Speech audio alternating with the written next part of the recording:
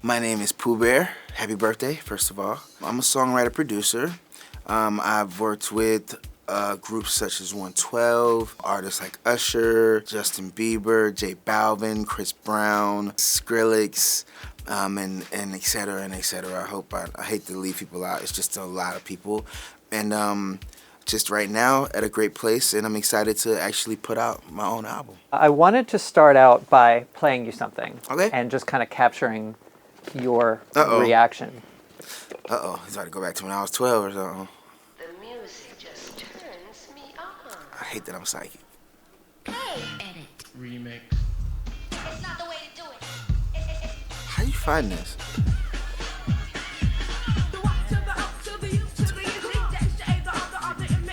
How you find that? I don't have that. Will you share that with me later? Yes. How did you do that? How do you guys find that? What do you guys like, FBI? Like, no, that's CIA. That's a step up from FBI. That was She's Turning Me On by Young Harmony when I was 12 years old when that was done. And my name was Harmony. And ironically, I didn't sing, I rapped. So even though my name was Harmony, and it sounded like a melodic name, I couldn't sing, so I rapped, and I didn't want to embarrass anybody. So I was a rapper, my friend was a singer. I can't believe you just played that. I'm like dumbfounded. Nice.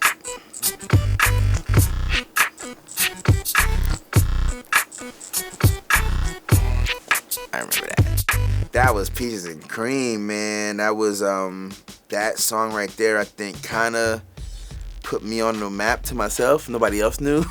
But for myself, I remember being really hungry, and I remember like physically hungry and not really having a lot of money. I remember me and my brother, we had about $3 between the both of us, and we went to a place here called El Ranchero #1, I believe, and we had enough money to buy a chicken sandwich, and we split a chicken sandwich. And I was still so hungry. And I remember going to the studio to Daddy's house with Puppy and 112, and just pretending not to be hungry. But then they started to come out in the form of lyric and melody. Start writing about food, about Peaches and Cream, and I just remember like just being so embarrassed because I was hungry and not telling anybody. And then, strange enough, made a song that was about food.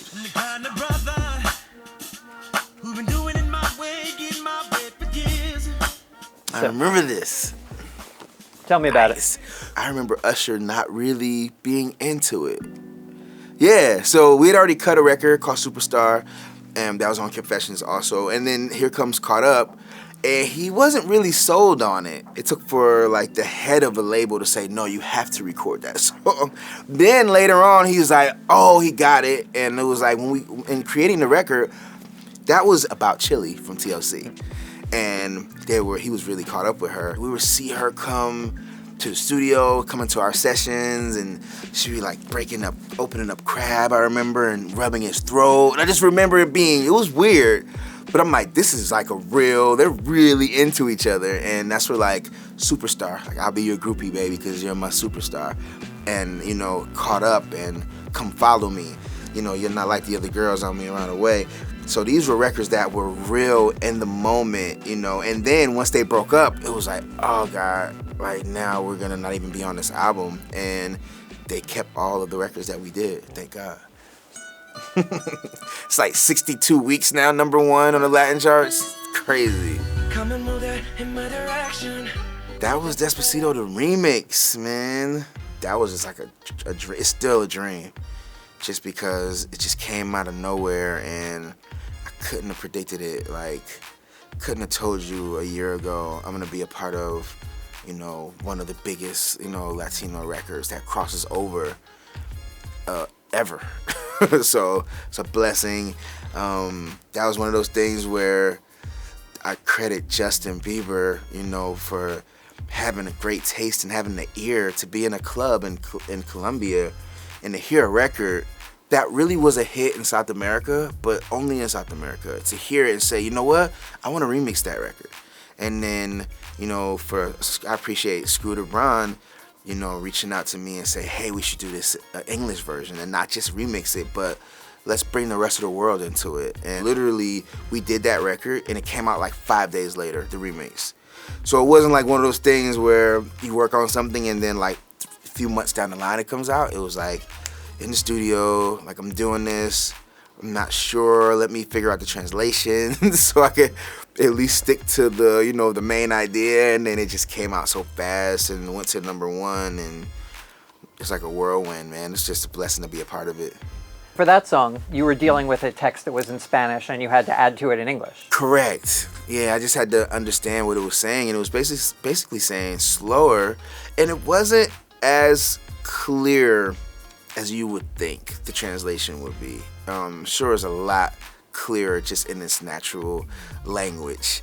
And then when you translate it, it got a little fuzzy. So what I had to do was, me and Justin had to just make it, you know, put our twist on it, and like, this is what we mean by slower. Yeah, I saw a video in the documentary of you writing No Hey Título with J Oh, Balvin. correct. No hay título, no hay título, no hay título, no hay título. Yeah. So that was like, like no titles, and then having, you know, somebody say that, you know, no hey título, I wouldn't know how to say it, and just bringing out the story, sticking to the main idea and the concept of, you know, no titles. Like the second we put a title on what we have, we started not liking each other, and it's weird because you could be friends with with your significant other, be cool, and then you look up when you say you're my girlfriend now or you're my boyfriend. This title comes along with so many different expectations that it's almost impossible to live up to it unless it's meant for you guys to be together. So that concept to come alive in Spanish was amazing, just to see it unfold, and to know that, you know, that's a feeling that it's universal. It's not just an American thing. This happens everywhere around the world where people create these titles and these expectations, and it just ruins the friendship, you know? So that was cool. Sometimes it's hard to face reality. Even though you might get mad at me. That's Hard to Face Reality, man. That's my single with Justin Bieber and Jay Electronica. Thank you, Jay, for getting on this record. I know when I mentioned him getting on it, people kind of laughed at me. It was like, yeah, good luck. I gave him a deadline. He literally sent his verse on the deadline, the day of the deadline, like that night. And everybody was like blown away by it just because he just doesn't really do that. Strange enough, Justin wrote the majority of this song. Like, I did my verse, Justin wrote that chorus, Justin wrote his verse, and it's cool because it's kind of like, okay, so now I'm doing something, and ironically, you're writing this for me when usually we write together for your project, or I might write stuff for him. So it's like weird. We just talked about this recently. Justin was really the first star Yeah. you work with to really To say my bring name. your name out. Yeah, that was, I had gotten so used to, you know, just getting publishing and getting credit that it was weird and uncomfortable for him to say my name as many times as he did on interviews and on Instagram posts. You know, I would have thought that somebody would have said it before that, but everybody likes to take credit for everything. Justin was literally the first person to say, you know what, we did my album together and Poo Bear's great. And, you know, for me, I mean, it's one thing to have somebody, you know, big you up. It's another thing when the biggest pop star in the world, you know, like out of all the people to wait to say something about me, it was like, almost like it was supposed to happen that way. And then somebody else, you know, like 112 talking about me back then, and then they'd be like, wait a minute, Poo Bear, you're really old. You know, so the fact that nobody knew that I was behind so many hits for so many years, it's kind of hard to get tired of me, you know, and I think that's one of my tricks, staying around.